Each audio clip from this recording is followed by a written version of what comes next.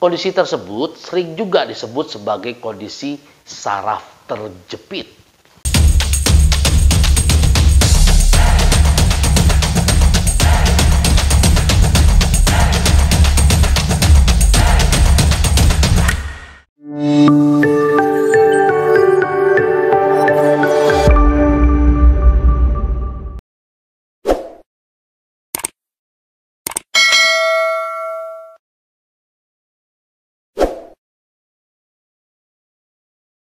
Salam sehat. Selamat datang di Dr. Ferry TV. Bersama saya, Dr. Ferry Juliawan. Di channel ini, teman-teman bisa memperoleh banyak informasi kesehatan. Sehingga setelah teman-teman menonton video ini, teman-teman akan lebih sehat dan lebih cerdas. Jangan kemana-mana, saya akan kembali setelah teman-teman mensubscribe channel ini. Terima kasih. It's clear to see from up here. Terima kasih buat teman-teman yang sudah subscribe channel ini. Welcome to Dr. Ferry TV. Suatu keadaan di mana ketika bantalan tulang belakang bergeser dan mendorong sumsum tulang belakang disebut dengan hernia nucleus pulposus atau lebih sering dikenal dengan istilah HNP. Kondisi tersebut sering juga disebut sebagai kondisi saraf terjepit. Tergantung di mana HNP berada. Hal itu dapat menyebabkan gejala nyeri di leher, bagian punggung atas atau punggung bawah atau daerah pinggang. Kondisi HNP atau hernia nucleus pulposus pada umumnya sebagian besar dapat sembuh dengan sendirinya. Dokter dapat menawarkan pengobatan yang secara khusus sesuai dengan gejala pasien jika rasa sakit berlangsung selama berbulan-bulan. Penyebab HNP. Jaringan di sumsum tulang belakang menjadi lemah, merupakan salah satu penyebab terjadinya HNP. Sumsum tulang belakang menjadi kurang fleksibel seiring bertambahnya usia, sehingga meningkatkan resiko terjadinya cedera. HNP juga dapat terjadi setelah jatuh atau benturan lain pada tulang belakang yang menggeser tulang belakang.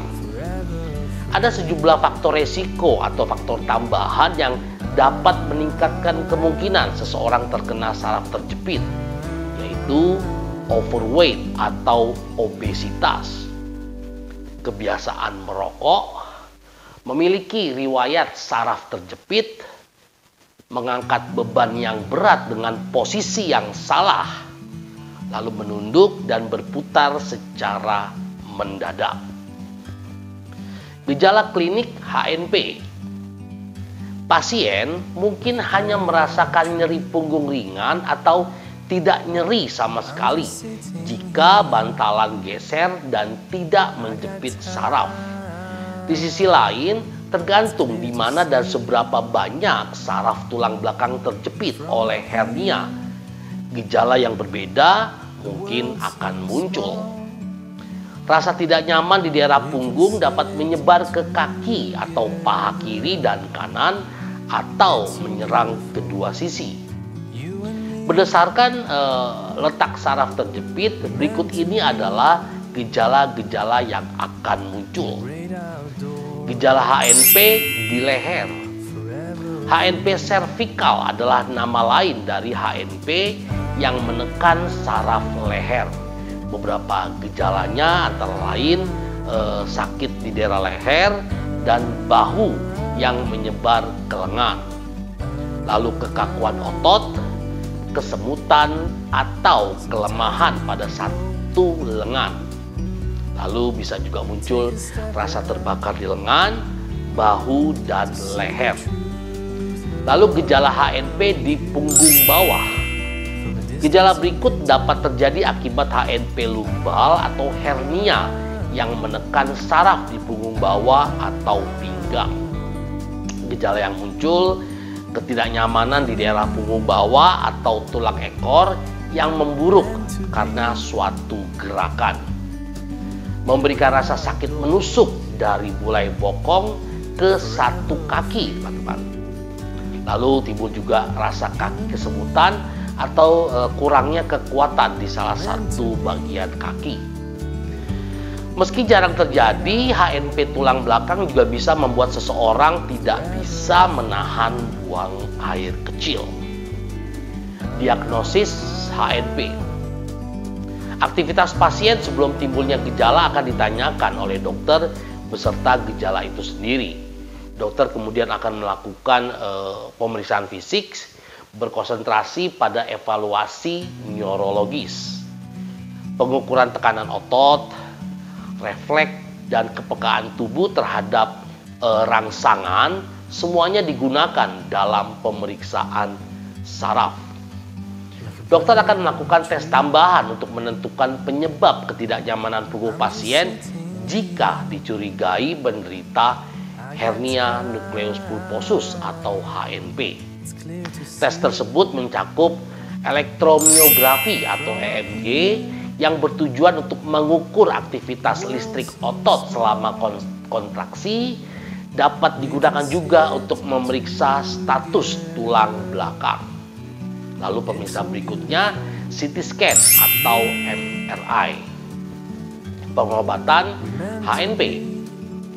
Dalam beberapa minggu hingga bulan, sebagian besar penderita HNP sembuh dengan sendirinya. Pasien diinstruksikan untuk banyak beristirahat selama beberapa waktu dan menahan diri dari melakukan aktivitas berat apapun, teman-teman. Jadi benar-benar total untuk istirahat. Namun, pasien harus tetap bergerak untuk mencegah sendi dan ototnya menjadi kaku. Selain itu, pasien mungkin menggunakan kompres hangat atau dingin pada lokasi yang sakit. Dokter dapat juga melakukan hal-hal seperti melakukan pemberian obat-obatan seperti suntikan kortikosteroid, pelemas otot, atau memberikan pereda nyeri. Atau pasien juga bisa disarankan untuk melakukan fisioterapi.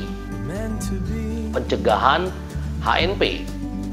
Meskipun HNP tidak selalu dapat dihindari, teman-teman dapat menurunkan resiko HNP dengan melakukan hal-hal seperti berolahraga secara rutin dan teratur, terutama melakukan aktivitas berenang yang dapat membantu meningkatkan otot dan persendian di kaki dan punggung. Lalu perhatikan postur tubuh, misalnya saat duduk dengan punggung lurus dan mengangkat beban dalam posisi yang baik. Lalu menjaga berat badan ideal untuk menghindari tekanan pada bagian tulang belakang. Bisa juga dengan berhenti merokok, teman-teman, karena nikotin yang terkandung dalam rokok dapat menurunkan suplai oksigen ke sumsum tulang belakang. Jika teman-teman memiliki pekerjaan yang mengharuskan duduk untuk jangka waktu yang lama, sering-seringlah bangun dan lakukan peregangan, teman-teman. Jadi jangan duduk terlalu lama, misalnya di depan komputer. Jadi ambil waktu sejenak untuk melakukan peregangan, teman-teman. Nah, tanaman herbal yang bisa membantu teman-teman untuk mengatasi masalah saraf kejepit atau HNP adalah daun pandan. Caranya bagaimana? Siapkan 2 lembar daun pandan, teman-teman, lalu dibersihkan. Ikat daun pandan sehingga membentuk simpul. Lalu rebus daun pandan dengan menggunakan 5 gelas air sampai mendidih. Lalu tunggu sampai hangat. Boleh teman-teman tambahkan madu secukupnya. Siap diminum 1 sampai 2 kali sehari. Bisa membantu mengurangi gejala nyeri yang terjadi pada HNP. Tapi untuk hasil yang maksimal atau hasil optimal, teman-teman tetap harus melakukan fisioterapi dan terus berkonsultasi dengan dokter, teman-teman. Demikian informasi mengenai HNP atau hernia nukleus pulposus atau yang sering disebut dengan saraf kejepit. Saya berharap informasi ini dapat memberikan manfaat yang baik buat teman-teman semua.